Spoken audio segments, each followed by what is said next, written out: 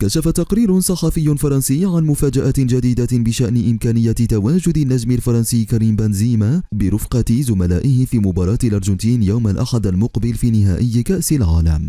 وأكدت شبكة راديو مونت كارلو الفرنسية أن بنزيما لم يطلب من إدارة ريال مدريد السفر إلى الدوحة ليحضر نهائي كأس العالم، ولم يناقش الأمر مع كارلو أنشيلوتي المدير الفني للفريق الملكي.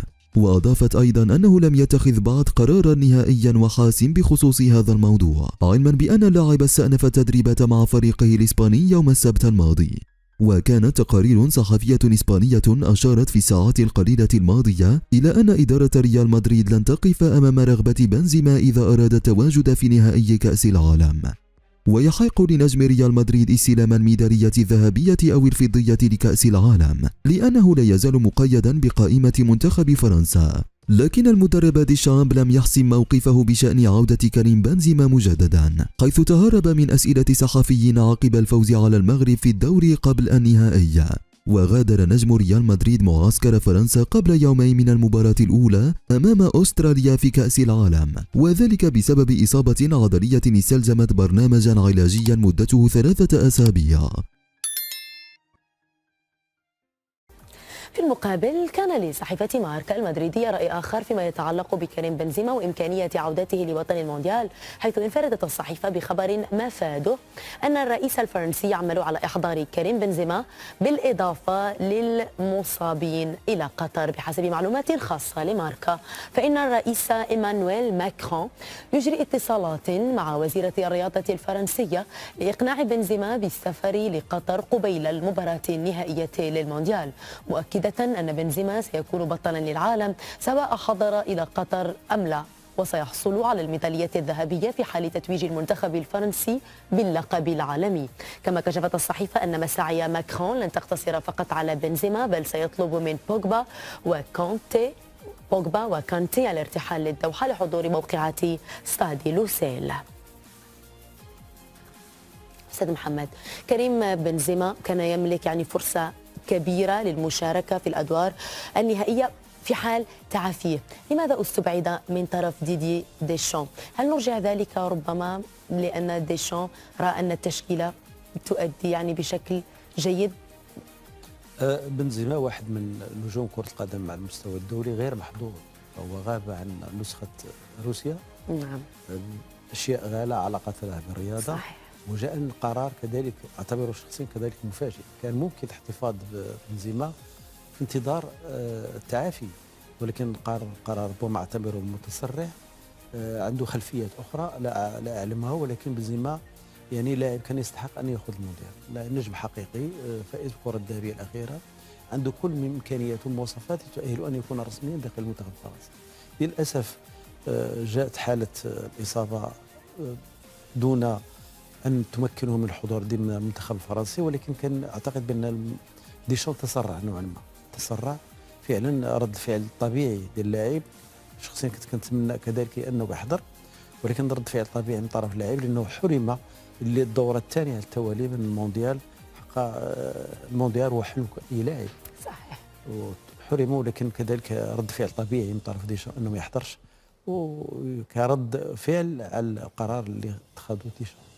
طيب، هناك من يؤكد وهناك من ينفي عودة كريم في المباراة النهائية، كيف تعلق؟ صعب، أعتقد بأنه صعب، لأنه غاب عن المنتخب طيلة هذا المونديال.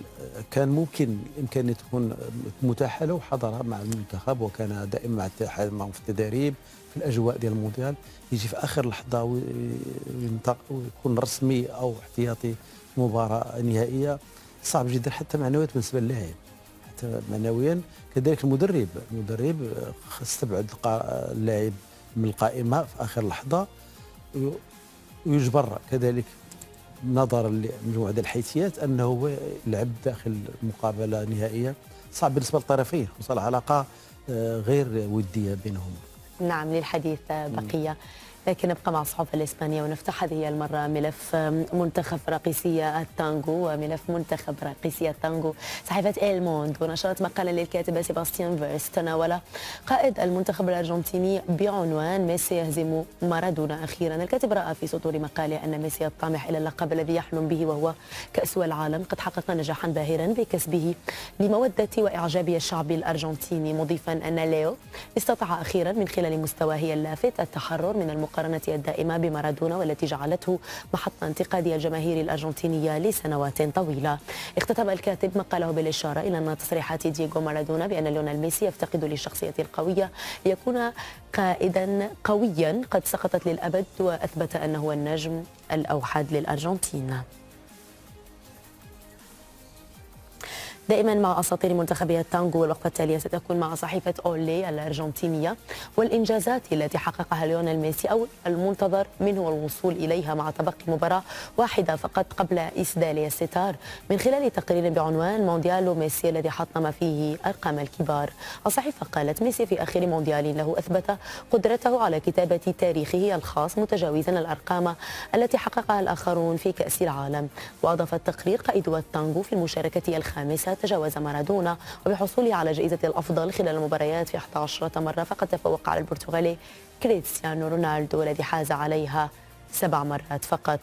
وأشارت أولي إلى أن نجم باريس سان جيرمان يبقى أمامه تسجيل هدف واحد لمعادلة رقم بيليه الذي يملك 12 هدفا موندياليا، كما أن مشاركته أمام فرنسا ل 24 دقيقة سيضمن لميسي تجاوز لتالين مالديني الذي يحتفظ بالرقم المسجل لأكثر اللاعبين خوضا للمباريات من حيث عدد الدقائق. أستاذ محمد، هل صنع ميسي الحدث في مونديال قطر؟ صح، لاعب استثنائي، أكد قيمته، أكد كفاءته في مونديال قطر. وسبحان الله بأن هزيمة المنتخب الأرجنتيني أمام السعودية كأنها أعطته منحته مناعة استثنائية، بالدليل أنه مسار متفوق في كل المقابلات حتى الآن. لاعب يستحق أن يخرج فائزا وأن يتوج بمونديال قطر.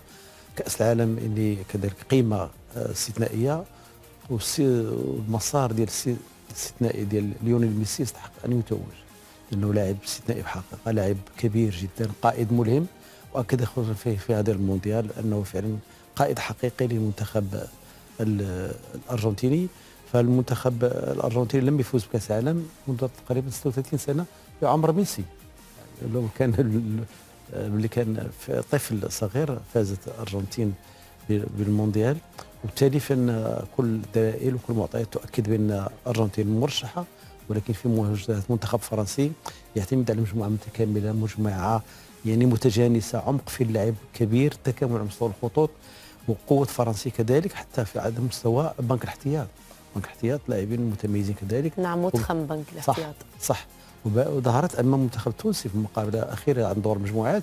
صحيح بان المنتخب الفرنسي التونسي فاز، ولكن كان هناك من اللاعبين لامكانيات انه يشكلوا بديل جاهز للمدرب، وبالتالي غتكون معركه رياضيه قويه، معركه تكتيكيه، والمنتخب الفرنسي سيركز كذلك على منع الامدادات المنتخب القائد الارجنتيني ميسي، لان هذا هو الحل الوحيد بالنسبه لهم.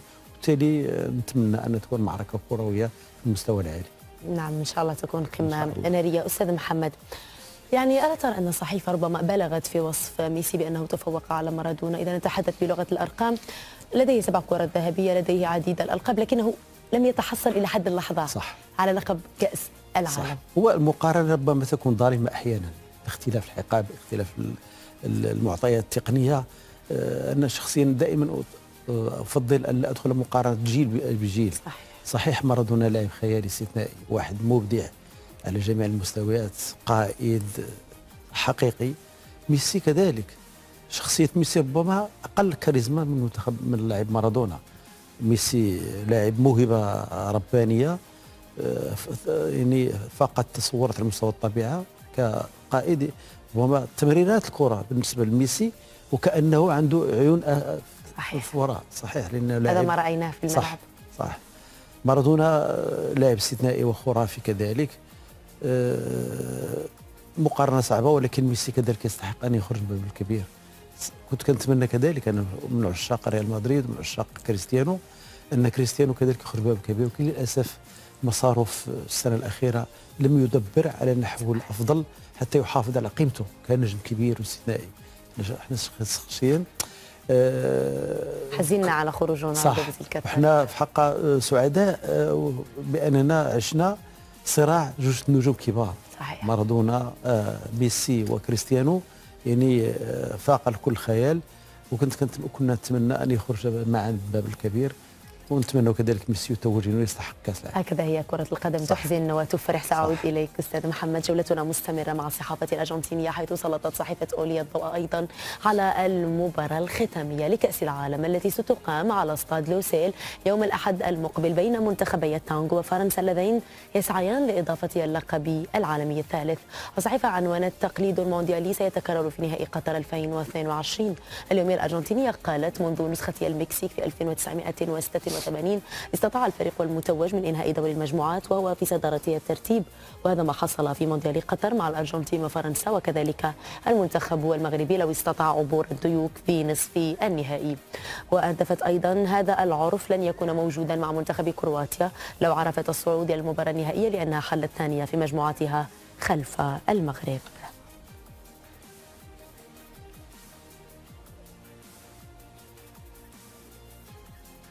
إن شاء الله الإعلامية محمد الروحالي الإعلامي المغربي، شكرا جزيلا لك. وكما قلت المنتخب المغربي أبدع فأمتعتنا لاستحقاق العالم أجمع، ونتمنى كذلك أن تتواصل المسيرة إن شاء الله ويحقق المركز الثالث، لما لا؟ إن شاء الله. إن شاء الله.